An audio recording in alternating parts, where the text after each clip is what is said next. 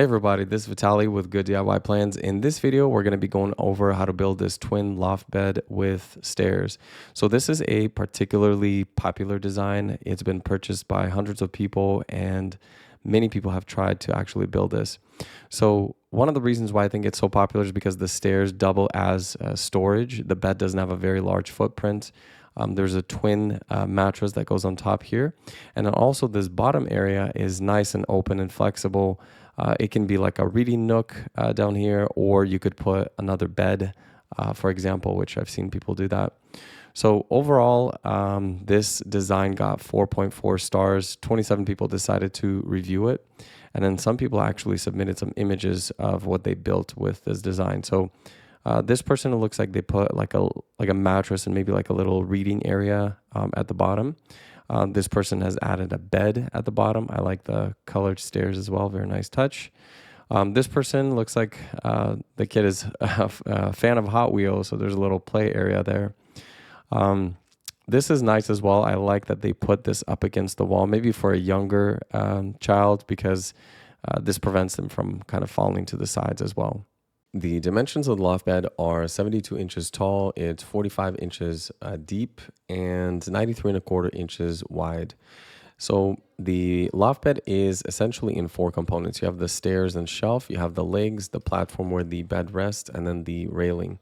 So you can paint or stain these components outside of the room and then bring them in and just assemble everything together. And I lifted this here for a moment so we can see that these little ear flaps, they actually interlock with the legs here. So this basically allows it to have pretty good weight capacity. Okay, let's go ahead and dive into how to actually make the loft bed. So first you're going to create an inner frame. The inner frame is made out of 2x3 lumber boards. You need 2 pieces that are 76 inches, 2 pieces that are 36 inches, and then connect them together with 3.5-inch screws.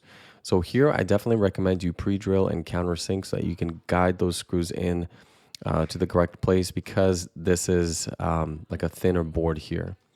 So once you've secured that, you're going to go ahead and add the outer frame. So the outer frame is made out of 2x6 lumber, and we're going to be connecting the outer frame together with 3.5-inch screws. So you have 2 boards that are 39 inches and then 2 that are 79 inches.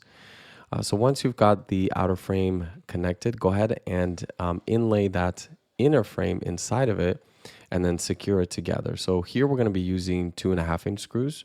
And the reason why is we don't want the screws poking through to the other side. So use wood glue, pre-drill, countersink, make sure it's nice and secure. The next step would be to add these 45-inch flaps or edges, whatever you want to call it. This is going to be the component that interlocks with the actual legs. So these are 45-inch 2x6 lumber pieces. And then these, again, we're going to be connecting together with 2.5-inch screws so that they don't poke through. Definitely use wood glue, reinforce it so that it's nice and secure. Okay, next we're going to go ahead and add 10 2x6s. These are going to be 39 inches long. These are the slats that the mattress is actually going to rest on. The first and the last one here, they're actually going to be fully butted up against the edge of the frame, of the inner and outer frame. And then the rest are going to be 2 5/16 inches apart. So each one of these will have that space. You can use a spacer to make sure that it's nice and even.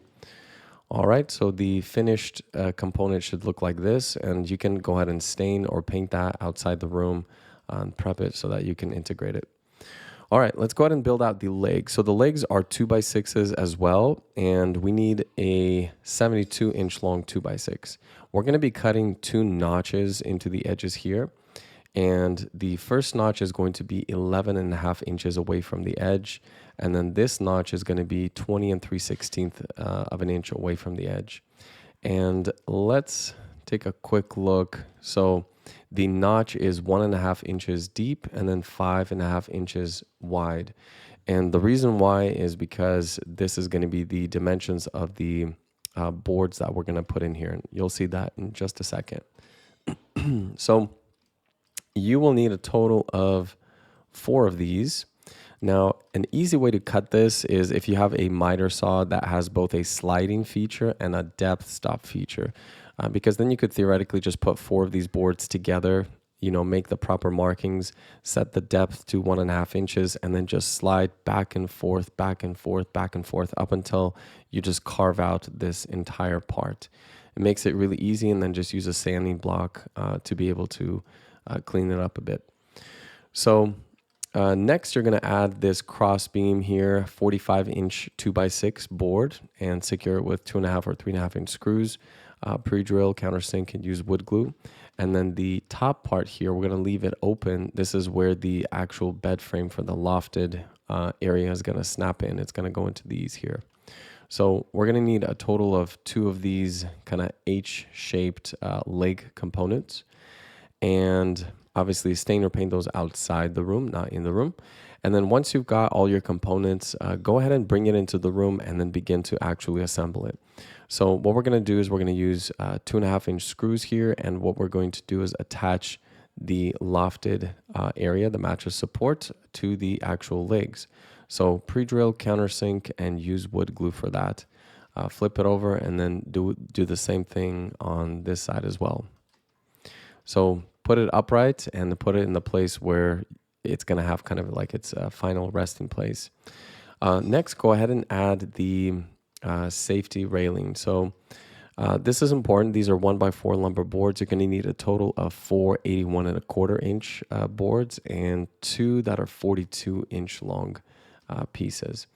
And the way we're going to secure this together is just with a nail gun. This would probably be the best way, but you could also secure it with screws if you have some short enough screws to do so.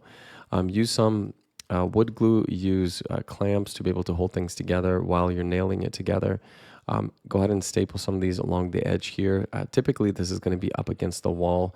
So, this one may be optional, but that would be up to you. All right, let's go ahead and make the stairs and storage component. So this part is going to be made out of 2x12 boards. So you're going to need these specific sizes that you see on the screen here in these specific quantities. So once you've got all of that pre-cut, then go ahead and secure it together using 3.5 inch screws. You can use wood glue, pre-drill, and definitely countersink that to make sure that this doesn't split. And go ahead and just keep adding these boards up until you're fully done with the entire unit. So once this is all fully assembled, then go ahead and attach it to the actual loft bed. So we're going to be going directly through this bottom component here. If I turn on my X-ray vision, we'll see that it connects directly to the wood here. So pre-drill, countersink that, use wood glue. If you are going to have, like a heavier child or maybe like an adult is using this, then I would recommend just putting a bracket here on the end as well, like a Simpson strong tie or some kind of L bracket to be able to make sure that it doesn't detach or separate there as well. All right, so now you're fully finished with the loft bed. At this point, you should not need to stain or paint it because that should be done outside of the room. So you can brace it to the wall if you'd like. You can directly either secure it with screws through the legs into the studs of the room, or you can use brackets. For those of you who are interested in the DIY plan PDF, this is going to be available in the link below. It is much more detailed. It includes the tools list, the materials list, the lumber shopping list, the cut list, obviously the step-by-step instructions, basically everything that you need in order to be successful with this build. You can print this out and then just work offline in the garage at your own pace. I do appreciate everybody who supports good DIY plans. I hope you guys have an awesome day. If this video was valuable to you, check out the next project on the screen.